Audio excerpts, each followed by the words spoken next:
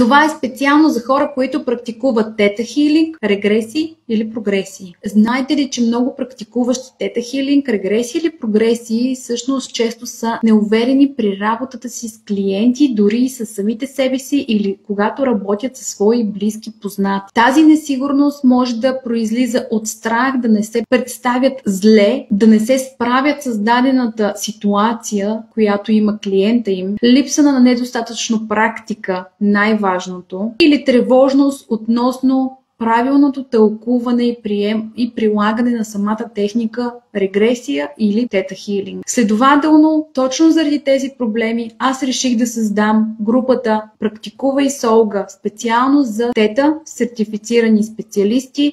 Дори един сертификат да имате по тета хилинг, може да кандидатствате, линка е в описанието. Хора, които практикуват регресии и прогресии без хипноза, те също са поканени да практикуват с нас, за да станете много по-интуитивни, за да подобрите своята увереност по време на практиката, за да сканирате много по-бързо, за да усещате и да влизате много по-бързо в дълбоко състояние, за да различавате коя информация откъде идва, от егото или от най-високото ниво на съществуване, за да разбирате как много по-бързо и правилно да вкарвате хората в дълбоко състояние. Редовното участване в такива практики ви дава много повече увереност, защото вие практикувате и ставате много по-уверени и увеличавате своят опит. Както и ще може да получавате обратна връзка, къде, как се случват нещата, къде може да грешите и къде сте много добри, за да може да настъпите още повече. Това непрекъснато обучение, практиката и самоусъвършенстването